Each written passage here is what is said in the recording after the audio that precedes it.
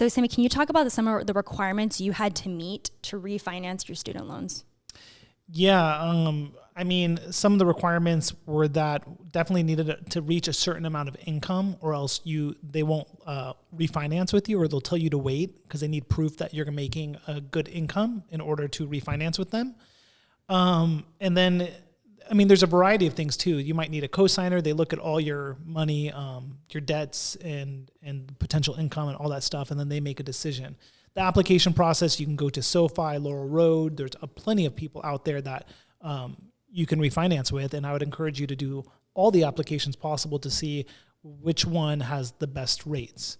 For me personally, I mean, it was just simple that I had a lot of really high interest loans because the government loans really screw you over, right? With loans that are like 5% or higher, and I just wanted to get that down, and I was following the advice of a lot of my family members, a lot of my friends at the time, and I got lucky with a very low interest rate.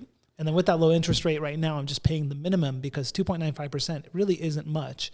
And when you're considering whether to refinance or not, or whether to pay off your debts or not, you have to think about, can that money be used elsewhere? And what you can do with that money instead of paying off your loans aggressively. For some people, if they put it in the stock market and they get 8% off their money every year, that's better than, if you can get that. Otherwise, if you can get that. Or for some people, they may want to invest in a home. And people who did invest in a home were very lucky because the interest rates, the value of the home increased in value tremendously, right? Right. Or you invest in your practice. For Ashley and I, we're paying the minimum for our loans, and we decided to invest in the practice. And so these are some of the decisions that you have to make when you're deciding whether to refinance or not. One requirement, again, and depending on who you refinance through, this can differ. But one thing I tried to do First Republic right after I graduated residency, and I was denied because I didn't have enough years of work experience. So again, that can vary, but just something to think about. They may potentially want a certain number of years of work experience. So again, I tried to refinance and they wouldn't let me, and that surprised me. And then I waited some more, and I was going to do it again, try to refinance, but then COVID hit and it was 0%. So I said, never mind, I'll stick with the 0%. I like that value. But again, those are some requirements you do need to look into. Right now, it's funny, just like last week, I said, maybe I should refinance before I start paying them back.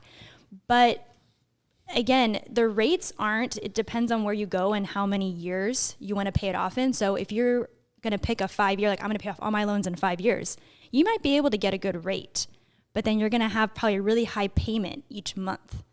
So again, for those of you that don't really understand refinancing, you can typically pay them off in like 5 years. I think some have 7 years, 10 years, 15 years. I don't know if there's a 20-year, just depends. But again, the longer the amount of years that you pick, typically the higher the interest rate, and the lower amount of years, the more you're going to pay per month. So again, it's not like they send you these things in the mail where they say, it's 2 point whatever, and it seems like a really great deal, but then you don't realize the amount of money is going to be very high that you pay per month. So that's something that you definitely have to consider. Another thing I wanted to talk specifically about refinancing is that when you refinance, these banks or whoever you're refinancing through, they don't care what happens in your life. So if, something happens, you have a mortgage, you have kids, you have other bills, they don't care. You have to make your monthly payments or there's a lot of penalties. I don't even know what the penalties are, but they're bad. I know Sammy signed this big, scary document. There's major penalties. So if you miss a payment, all of a sudden you are like screwed. Like They get rid of this 2.95% and now you're paying like 20% or something like that. Mm-hmm. So if anything, that's probably what they want, you know? So I feel like a lot of people right out of dental school, it's like, I got to refinance. But my advice is, I know you might want to refinance, you want a lower rate, but make sure you're in a stable job. Dentistry, luckily, is a pretty stable career, but make sure you're stable. Make sure you have a stable income, especially if you have a lot of other finances, like you may have mortgage or, kids and other things you're paying for. Make sure you can make those monthly payments before you refinance. One nice thing I like about federal loans, because I'm still on federal, is that if I all of a sudden lose my job and I make $0 a month, I can drop my monthly payments down to almost nothing. Right now, I'm on I think the graduated something where every so often it goes higher. But again, I have a lot of options. It's not like the income-based repayment.